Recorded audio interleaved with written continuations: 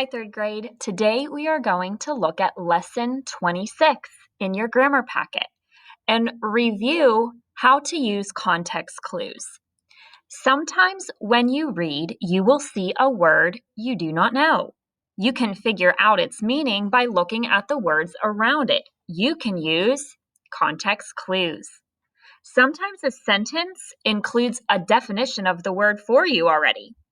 For example, living in a frigid or extremely cold place can be difficult. Notice how the writer of this sentence thought, well, if the reader doesn't know this word frigid, I'll give them a hint.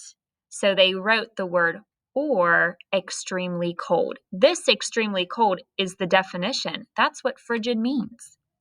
A sentence might also give an example that explains a word. Frigid temperatures in the Arctic can be as low as 58 degrees Fahrenheit below zero. So in this example, the writer gave an example of a frigid temperature.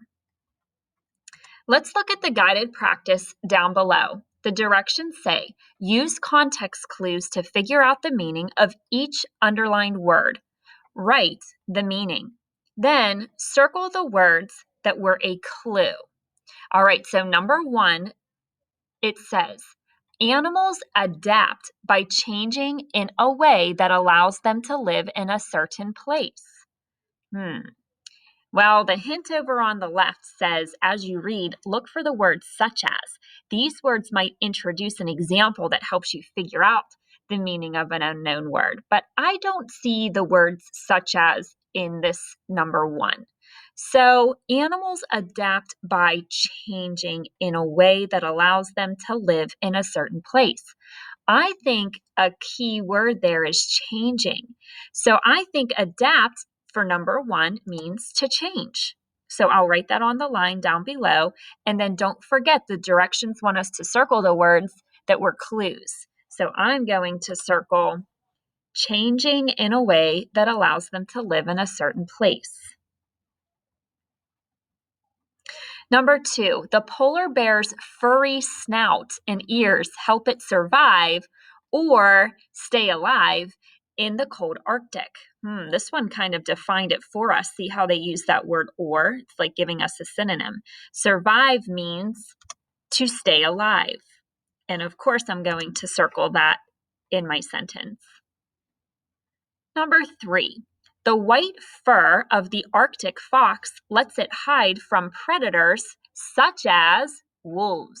Okay, there's our hint.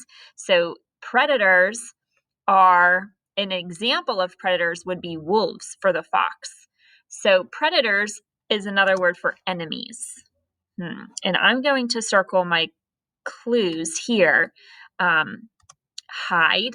You would want to hide from your enemy, and wolves. Those are the 2 clue words that I circled in sentence 3. And then lastly, sentence 4, the Arctic bee has to shiver or shake to keep itself warm. Well, this one's an easy one too because they gave you the definition or a synonym. Shiver means to shake from being cold. And I circled that word shake in the sentence. Okay, third grade, go ahead and try the independent practice on your own. Good luck.